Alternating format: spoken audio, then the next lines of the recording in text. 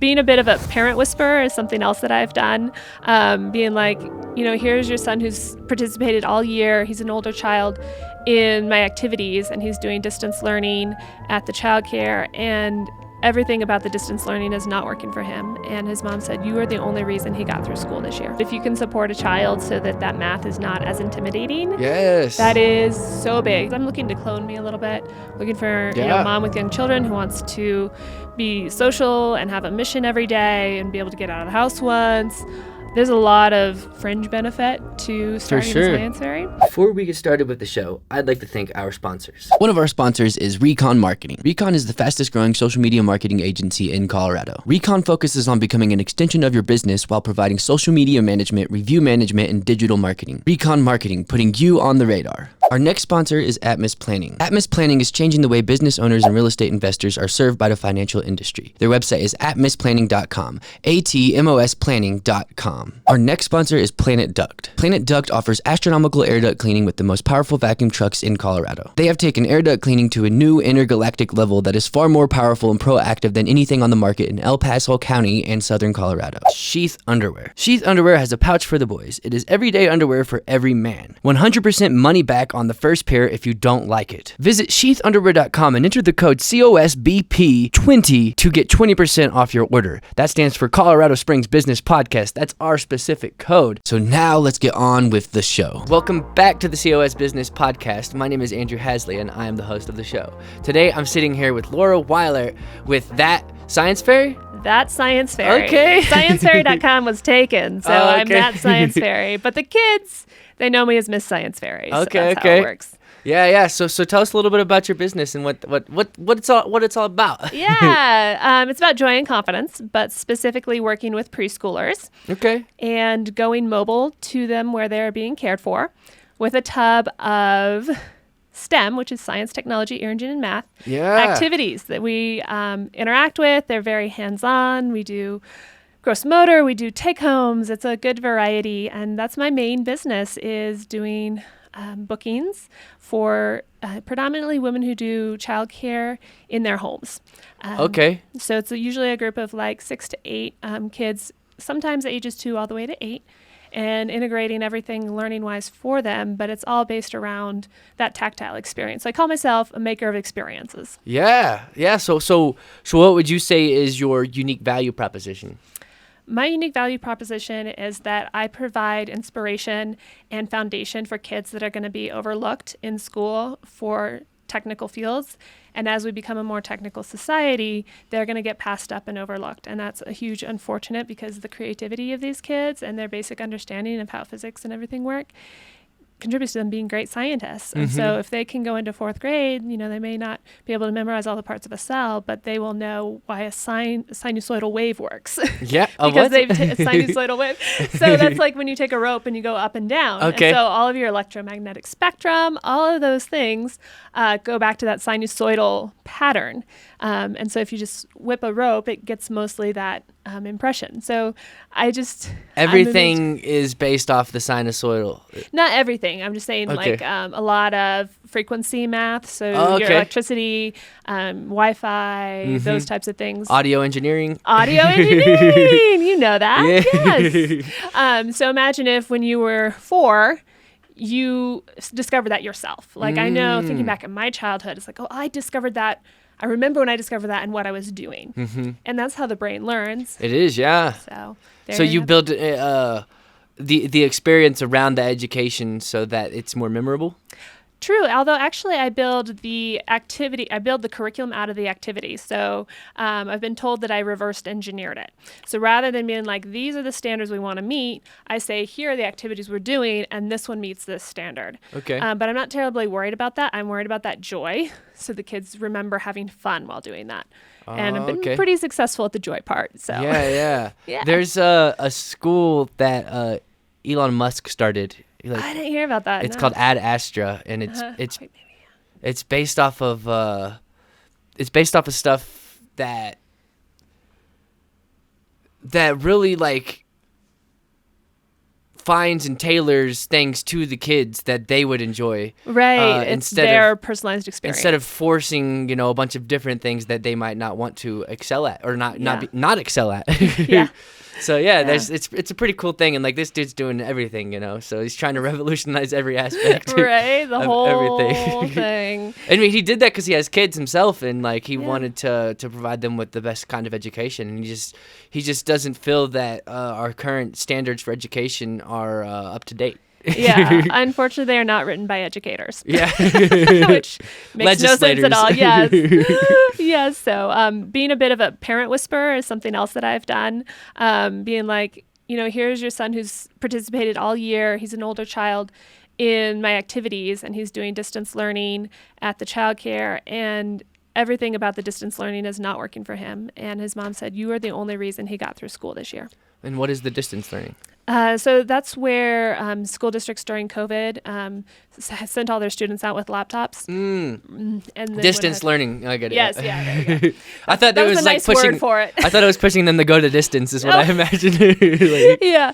But also, I was able to tell this mother that this boy was really good at the engineering activities and interested. And, he was really particular too, which when you're a parent and the kid has an extreme particularity is really frustrating. But I told her that is the key to engineering. He needs to be particular. That's his strength. And so now he sees himself as he can be an engineer, and that's going to get him through the arduous assessment-based school future he has. For sure, yeah.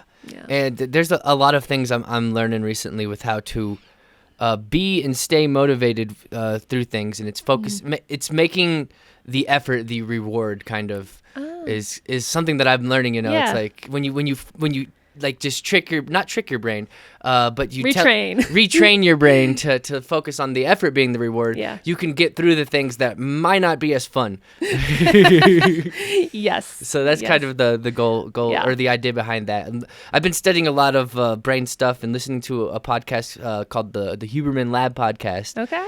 It's really cool. He breaks down a lot of the brain science stuff and a lot of things, and I won't talk about it too much on this episode because the last few episodes I've talked about it, but I'm ADHD. And we're going to go there. Yeah. And I'm not really, it's hard for me to get focused on things that aren't interesting to me, Right. So, and to push through them. So it's like trying to figure out all these little hacks and how to optimize myself to get through some of the things that I don't find as much enjoyable, but that are super necessary. Yeah, and that's what I'm hoping it comes down to with the math. Like I can do so many math lessons, but if you can support a child so that math is not as intimidating, yes, that is so big. Because so many people I talk to in positions in society that are really rough, and they all say it's because I was bad at math. That's true. You don't even say I was a bad math person. People even say it's like they attach it to their personhood. And it just scares me. So I have some tips if you want me to give some tips. Yes, I'd love to hear your tips. Okay. This is my tips for working with math with young children. Always start with 0. How many hands are up? Or how many fingers are up? 0. Yeah. And then you go and continue. A bunch of different world languages have different ways of numbering how you name the number.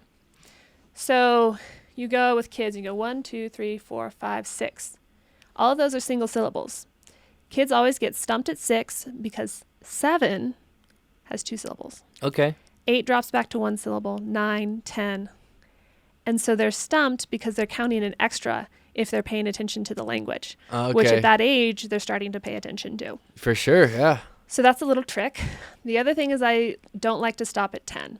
I usually call my thumbs dumb so that you count to 8, and then I borrow your hand and you put up your fingers and we get to 12. Yeah.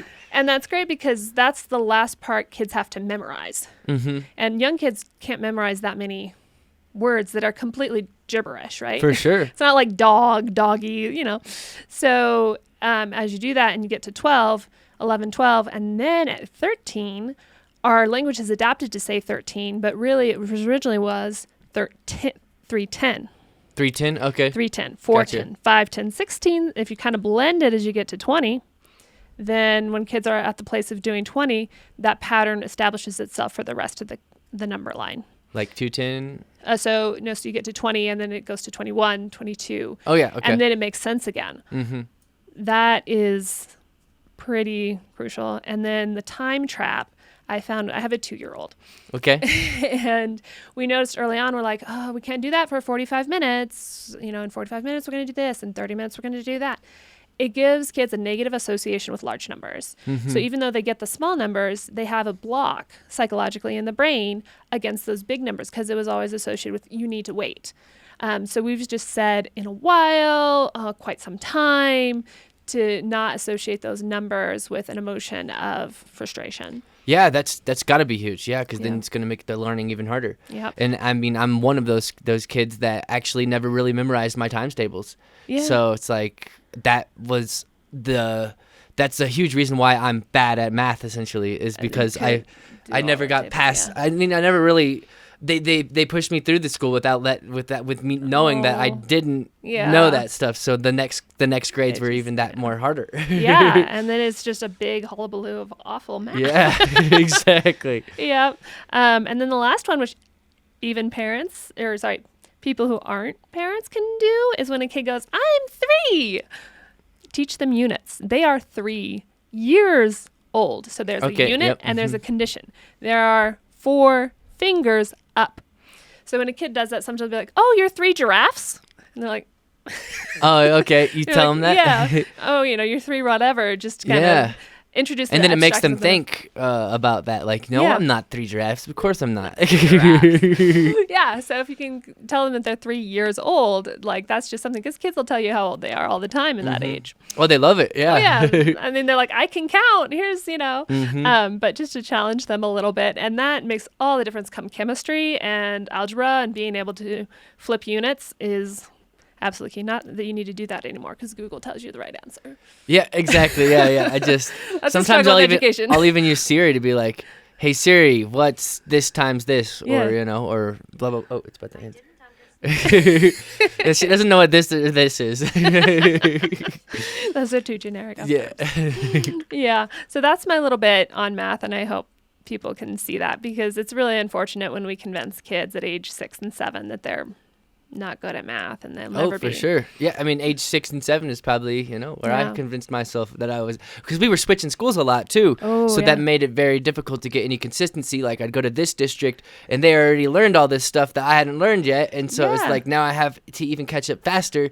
And then the schools are just like, we don't got time for that.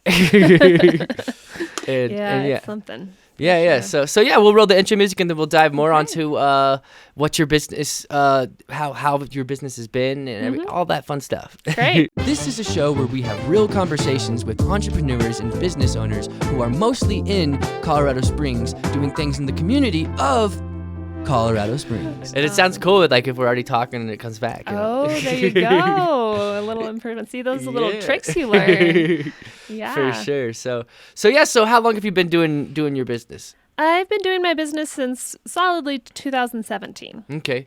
So you're coming up on that 5-year mark soon? I am. Okay. I know. I kind of had this idea that by 5 years I would have a franchise or something going on. So a lot of my business lately has been preparing for having systems, having social content, having legal, all those different things. So my goal is once my 2-year-old's in school to use that time to I'm going to start a podcast. Nice. For my satellite science fairies. Those are exciting things. I'm also taking all of my lessons and recording what I actually did for each activity. Because right now they're just like graph paper sheets that I've scribbled on, and all of them have gotten wet from whatever we were doing.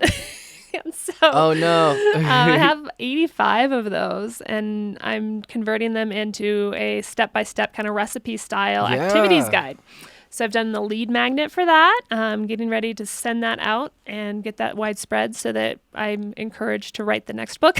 Yeah. All pre-sale there. And that will mean that I have all my materials in my inventory logged, all the steps logged, so that I can just hand that off to another science fairy. And they have that system and that data. Oh, okay. So if someone wants to do what you're doing, you have built up all these systems, all the things that they need to succeed? Exactly. Okay. Exactly. And because I'm a bit of a social impact business, being in education and using materials that are from the ARC or Who Gives a Scrap, and really integrating, Second Life for things and doing DIY making. So I'm using materials I already have. All of those components really help me do economies of scale as well. Mm-hmm. And so my goal is, being a social impact business, to go to a grantor or a social enterprise investor and say, hey, here's an inventory. A science fair can use this to generate income and teach children. Mm-hmm. And then the investor owns that inventory. So if the science fair decides to quit, that inventory then goes to another. Okay. So it's kind of a chain of reaction that makes it very accessible franchise-wise to start a science fair, because I'm looking to clone me a little bit, looking for a mom with young children who wants to be social and have a mission every day and be able to get out of the house once. There's a lot of fringe benefit to starting a science fair.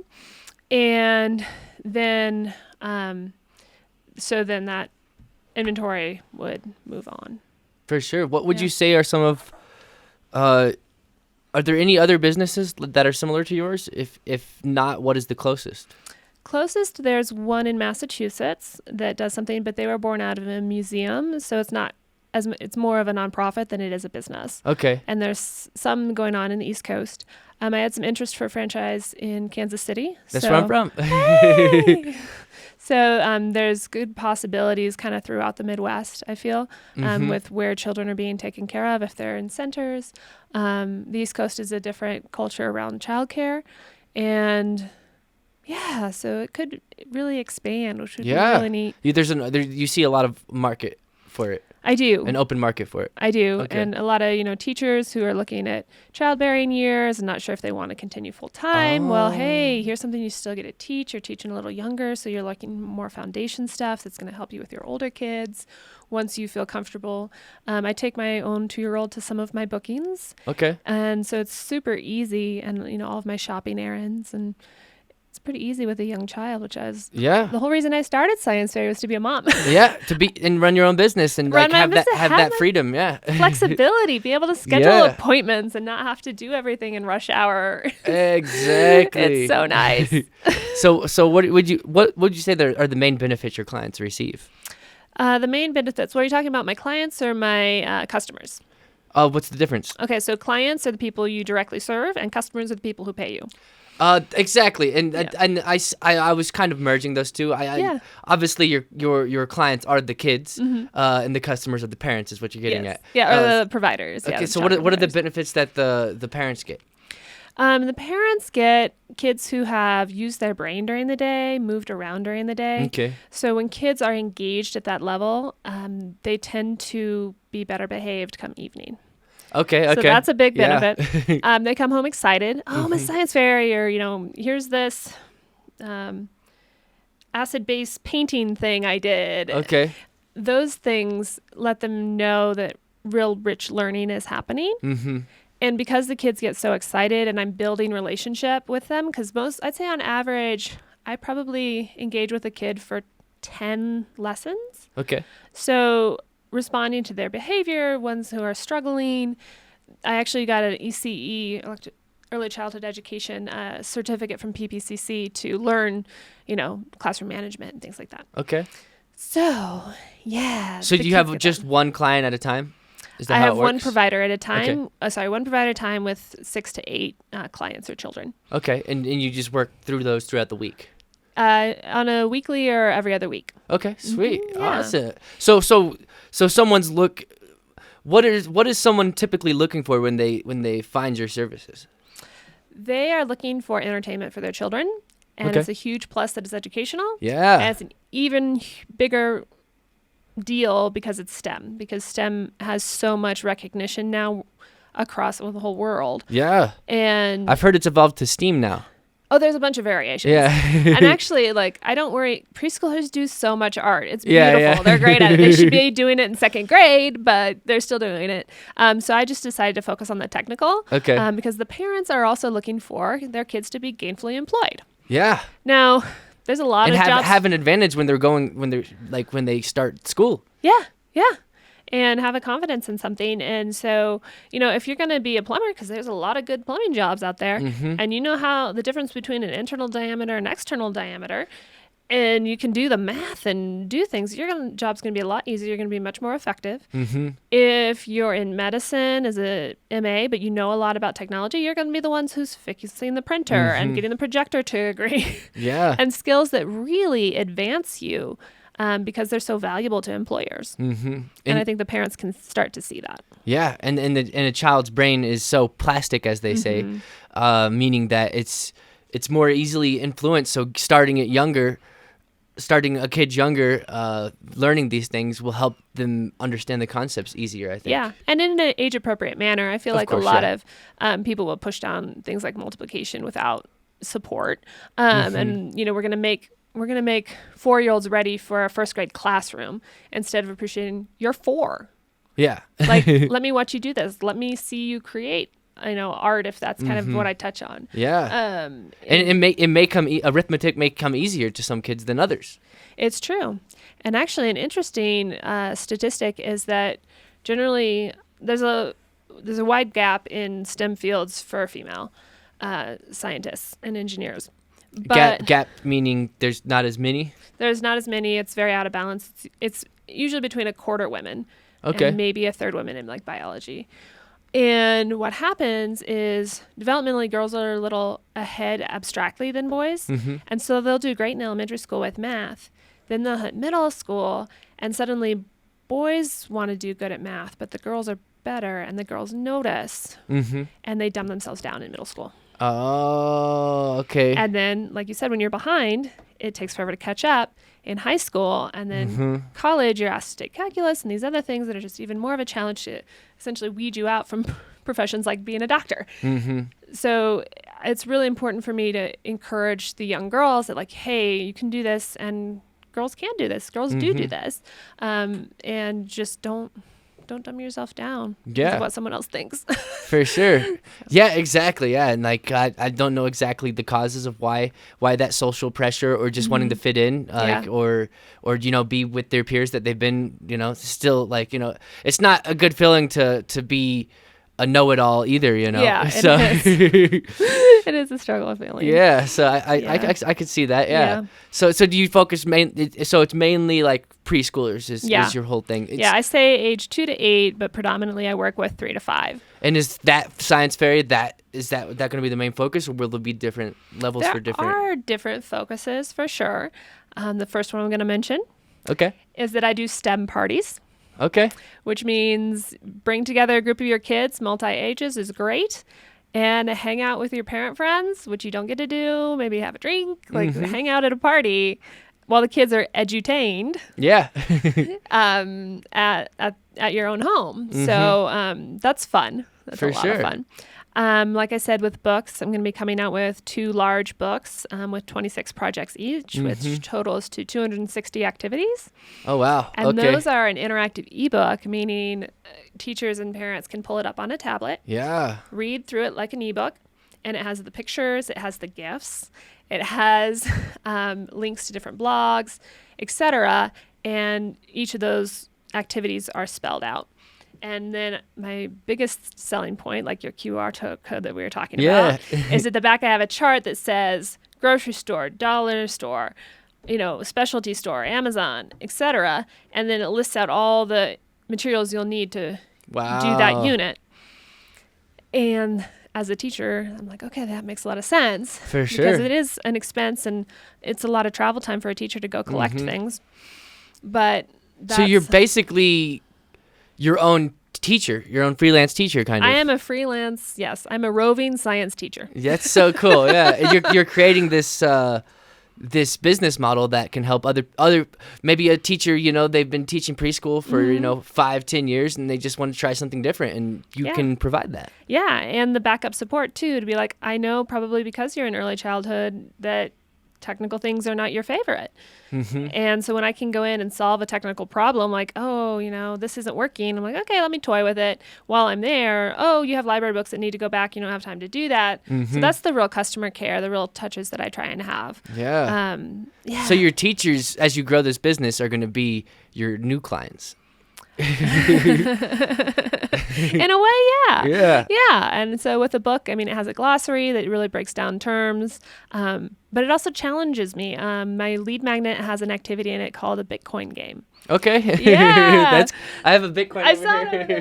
That's fun. So yeah, and essentially in a previous lesson, I teach a little bit of currency, but for the Bitcoin one, it's really just the technology behind blockchain. Mm-hmm. And I use different cube type pieces and then sales of fruit in this case. So I have posted it on my LinkedIn and my Facebook, and it's a lot of fun because I feel like, again, kids have fun with it and they kind of maybe get it, but the adults are like, oh, okay, that's simplified enough. It's tactile. We see it. It's not these big words like ledger and all that stuff. So hey, wow, okay. So that's been one So of you're teaching adults about Bitcoin now too. Yeah, especially because so cool. I did a video, so I had two models and their parents were there, and they're like, I think that kind of makes sense. Okay, yeah, because I mean, Bitcoin can be a little intimidating at first. Yeah. But I mean, it's really where things are heading to, and getting ahead of the curve is a smart thing to do. It is. That's so cool. I'm a big Bitcoin fan myself. So there you go. So how do you get your clients? What is some of your ways to get? My biggest source of customers is going to be there's a professional association for family child care providers. So I sit on the board and do some small stuff. Actually, I did their website, Okay. I did my own website. I'm like, I think I can do this website. Okay. And that's been a huge source. Going to centers, I initially went and canvassed every childcare center in Colorado Springs. Oh, wow. Okay. Yeah. And then I've gone So ahead. you're really running a business. I'm hustling. Yeah. I'm out there. That was pre-Clara, but anyway, and then recently I ran a postcard direct mail just because that gets to the office admin person first, which I need on my side. Yeah. So I sent a little card that had all the full moons listed and said, it's a full moon card for educators. And my husband's like, no one's going to get that. I'm like, teachers and nurses know when the full moon comes, the right things people. get a little wacky. Yeah. Well, you also attract the right people you want to attract too. It's true. It's very true. That's huge to work with people who are in alignment with things you like and believe. Mm-hmm. It is. It's very fun. Very fun. It's a really good blend of life and courage and, back end computer work and, getting Claire out of the car as soon as I'm trying to get a tub. Okay. It's the little challenges. And I think creative problem solving is another thing I really teach the kids. Oh, yeah. Which is huge. It is huge. Talk about occupational asset. So, yeah. Yeah, because if you can do that, you can do anything, essentially. It's true. If you can solve problems. So, yeah, solving problems is a lot of what I do. And another thing, too, that my customers get is they're isolated in their homes with 10 kids, sometimes 12. And they're changing diapers. Their adult contact is very limited. Okay. And their outside contact, because they might have people, but they're their employees. So I kind of am the sounding board, quasi-therapist to help them through and encourage them and be on Facebook encouraging them. So that's another big problem that keeps me in business, actually, in solving that. So what do you who is that for? The customers, the people who are paying, the providers, the childcare providers, because, it's a very isolating occupation because, you need some adult connection sometimes.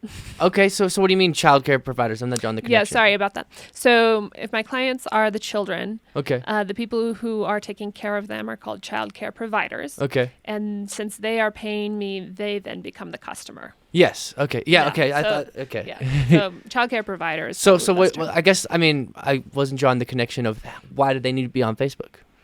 They are on Facebook because they're a little older and love Facebook. Okay. They're not into Instagram so much, and Snapchat is what, and TikTok is a no. So essentially all my customer relationship customer relationship work is done on Facebook. Oh, okay. I was just trying to draw the connection of why you're encouraging them to be on Facebook or Oh, they're already there. Oh, okay, I get you. Yeah, and some people follow my page for the science fair, and I keep that up. Yeah. Okay, so you're just letting them know, hey, this is a good way to stay in tune with what we're doing with your clients or with your kids. But in most of it, it's they have this problem just as the way their work is structured, and I solve that problem by coming in as an adult connection. So I'm connecting with the kids, but I'm also being like, hey, I see you're going through divorce. What do you need? Things are a little challenging. Okay. So there's a specific example. And doing that, or, where can you find this in the community? Okay. This kid I need to talk about because I think they're having a developmental issue. I'm talking through it with you before I talk to it about the parent. Yeah. So those types of things, I think, are the real seller for keeping me as an enrichment provider. Why do you think that's so important to be able to add that extra service? I think it's important because it's authentically me, and people don't care what you know until they know that you care. Yeah, exactly. For sure. So it's essentially care, and they're providing wonderful care for these children. They deserve a little care themselves. Yeah. And because I'm not there every day or anything, I'm able to provide just a little bit of encouragement. So. Nice. And do you think that helps with being able to teach the kids better too? I think so, because they see that there's a trusting relationship between me and their primary care provider. So yeah, that helps. Yeah, when you say primary care provider, I think of physicians and stuff. Oh, that's actually probably a term for a physician. Yeah.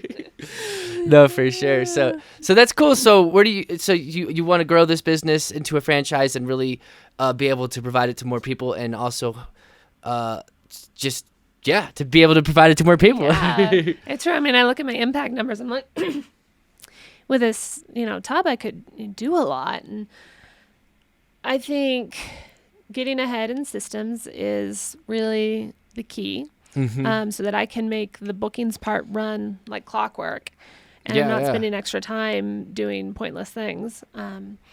So being able to be in that position of here's everything, here's how you do everything that I do. Science Fairy itself, I trademarked.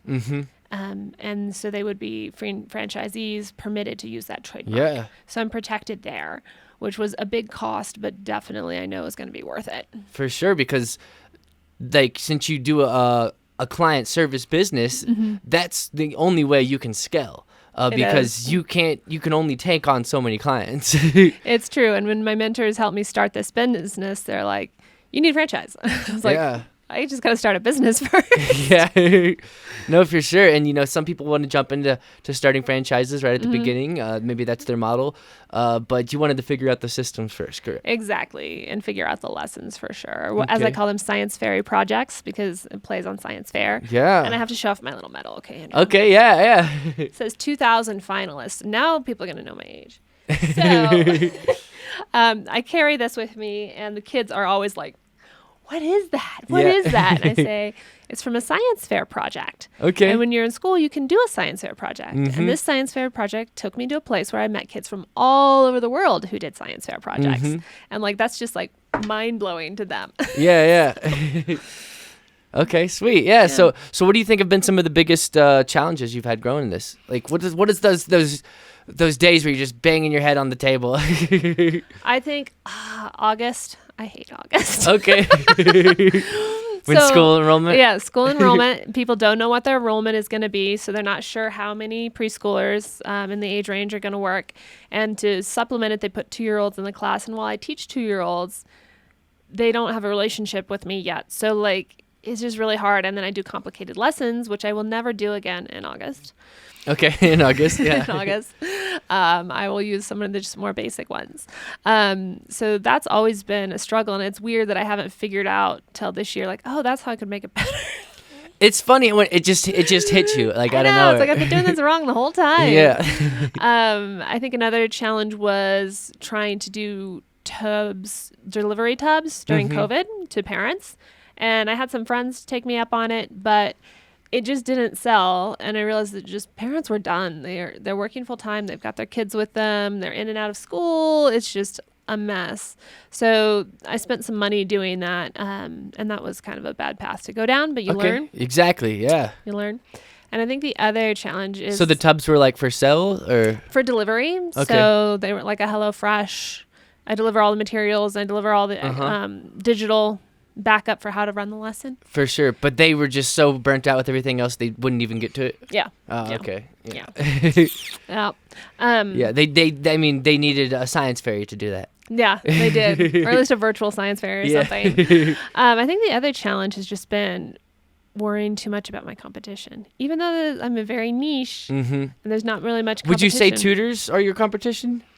Not really, because tutors are generally an older demographic. Okay, for like high school kids. Yeah. Okay. And there's a lot going on STEM-wise for school-age children. Okay. There's a lot going on. So I am pretty much the only one in the early education space. Nice. Well, that's good. Yeah. Yeah. It's good to have something so unique that the competition is low. Yeah. There's a lot of videographers out there. Oh, yeah. There's a lot of video, though. Yeah, there's a lot of work, though. I mean, no matter how big the competition is, I mean, there's a lot of plumbers out there, too. But there's still a big need for more plumbers. Yeah. So it's like, speaking of plumbers on this episode. Speaking of plumbers, and then doing math with that. Yeah. So, yeah. That's always been my buddy Diego, he's doing a trade school. Diego Lujan. Oh, yeah, I've met him. I heard Okay, his speech, yeah. So that's exciting. Yeah, I was actually on the board of a charter school that was trying to start up that was automotive. Okay. And teaching STEM through automotive. Oh, and I was really excited about it, but it's just starting a charter school is very difficult. Oh, for sure. What was it with Greg Sheldon? No, it's Anthony Williams, and it was the Automotive Institute for Science and Technology. So where Greg does specific for groups of people, yes, this was integrated into a high school curriculum. Oh, okay, yeah. I knew Greg was doing automotive at a high school at one point. Right. Yeah. Yeah. This is building the entire curriculum and the entire schedule around automotive shop time and like genuine automotive shop time. So, anyways, the trades are super important, and if I can encourage kids technically and talk to parents about like, hey, you know, these trades are super good for kids. Yeah. And adults. And they can actually be pretty lucrative if you do it right. Yeah, they're a lot more lucrative than, you know, degrees that don't have much meaning to the real world. True that. Yeah. Yeah. Some things that, I mean, everyone needs plumbing, like. Yeah, it's huge. A real job. And plumbing is more than just, you know, dealing with sewage. I mean, plumbing is gas, it's water, it's like, it's everything. Yeah, and if you're running new pipes, you're going to deal with, you know, remodeling and all sorts of stuff. So. And it's huge to get that right. Yes. Yeah. Yes. So is there anything else you'd like to anything specific you'd like to promote today? I think I just want to talk a little bit about the kids. Okay. Kids are little scientists. They are scientists. Yeah. They explore the world that way. So if we don't get them through those years of 3, 4 into 5, they're going to completely lose that capacity by the time they get to 2nd grade. And when I do go to some schools sometimes, and the first graders, the kindergartners are like all into it, and the 2nd graders stand back because they've been told there's only one right answer. And it's likely that they're not going to get that one answer the first time, and so they're not even going to try. Oh, wow. Okay. And that kills me. So, and then also talking about community, I want to touch on. I do a lot of festivals. Oh, interesting. Okay. Yeah. So there's a cool science festival coming up next weekend, which probably doesn't work with this podcast. Okay. Yeah. Publishing, but it's a cool science festival at UCCS. So that's a great time for kids. I'm going to be doing a rope geometry. So they're going to use weighted mugs and tie rope around the different handles to make different shapes. So it's a 100% math lesson, pretty much. Maybe a little engineering. So that's good. Yeah. Yeah. Okay. Any other festivals? There's an ongoing festival at the Children's Museum. They have a lot of things. So Children's Museum first got their physical space during COVID, and now they have a museum there, which is great for kids. And that's here in Colorado Springs? It's over on Circle and Airport. Nice. Yeah, so I've been doing work with them. I have a program coming up where we're going to look at corn. Okay. So we're going to do a pop percent. So they figure out what percentage of the popcorn popped. Okay. And we do that in the microwave. I don't know if I'm false remembering this, but I think I remember doing a project like that when I was younger. Yeah, see, there you go. Yeah, I know my brother did that project for sure. Okay. Yeah. So that's been a lot of fun. And that corn science fair project is currently going to be done at the Children's Museum next Friday. What that reminded me of the experiment in grade school that sticks out to me the most is the one where you grow crystals. Oh yeah, you know, like sugar and salt. They're kind of gross a little bit. Yeah, you're like, who touched that stick? Yeah, I mean, and you know, like you create it and you like let it sit in the back of the room, you know, for like slowly. A week or something, and like every day, like everyone's checking out their project. I remember mine wasn't growing and I was upset. Dealing with frustration is also something I teach. Good. Sorry, that didn't turn out. Yeah. You messed with it. I told you not to mess with it. Exactly. I probably messed with it. But then that goes out to that always getting the right answer versus the journey. Right? Yeah, exactly. Yes. Well, and sweet. Yeah. And then I'm sure you see a lot of the volcano experiments. Oh, I hate it. Yeah. There's a Best Buy generic. commercial. It's so generic. Oh, there's this horrible Best Buy commercial. Like every part of it, I just scream in the inside. No, I do the volcano experiment in a clear vase. And so you can see the reaction in it. And I put a purple indicator dye. So it's pink or green. Mm-hmm. And then in the middle, it's purple. So you mix it all in and suddenly it budges out, but you can see the actual reaction happen. Okay. And that's how I do the volcano. Nice. Because otherwise the volcano is just an art lesson with... It is an art lesson, yeah. You could do it with Mentos and Coke. Yeah. And like magma does not get poured in, and then, like that's not how magma works. Yeah. Or lava. I'm sure there's some crazy kid that like went super all out, or like super accurate with the way it works, you know, like someone who actually built something underneath, right? You know, and like did something crazy. I know someone's probably won a art fair for that. Yeah. So there's a lot more experiments I do that are more based on the science and the technology, and a lot of places can do the science pretty easily, but the technology, engineering, math parts are more of a challenge. For sure. Yeah. Well, sweet. Well, it's great having you on the show. Thanks, Andrea. It's lovely to talk to everyone. Yeah. So where can people find you at? Science Fairy CO. So Science Fairy CO covers all my social media handles. Okay. And then I also have a .co website that redirects to my That Science Fairy. So if you just Google Science Fairy CO, and that's fairy with a Y, that'll get you to places to follow me and little tips and tricks that I've been learning. Yeah. And some more of those math tricks. So that is the place to go, is just Google that. And then it helps my SEO to move up the ranks. For sure, yeah. So where are you at on the ranks right now? For a business, I show up immediately, which I think might just because I'm browsing from my own browser. Possibly. I can check real quick. Okay. There we go. And also... So what would someone search if they are looking for someone who does something that you do? STEM enrichment might be something. I've never Googled that, though, and see if I come up. I'm searching. Okay. All right. You got stemk12.org that pops up first. Oh, that's not really education. And then stembuilders.com. I don't think I'm on that list because you'd have to do local. Yeah. So what would someone be searching for, though? Like preschool or... It's hard because people don't know that they're... I think the best place to put some AdWords would be science activity for preschool. Okay. I put preschool STEM activities. Yeah, that maybe and you can target these things too. Like I know. That's what you're having me thinking over here. And it's good to think about that because you want to be in the shoes of someone who would want your services, and you want to pop up first. Yeah. So what was the other one you said? STEM activities for preschoolers, for preschool,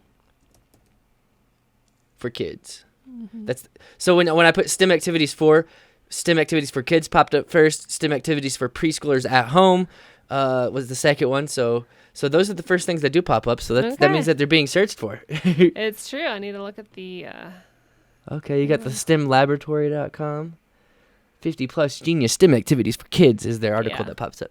Yeah. So doing articles like that actually could get you in publishing them on your website or publishing them on Medium could get you popping up first, and then they can travel down the next path. Like at the end of your article, be like, okay, and then I offer this.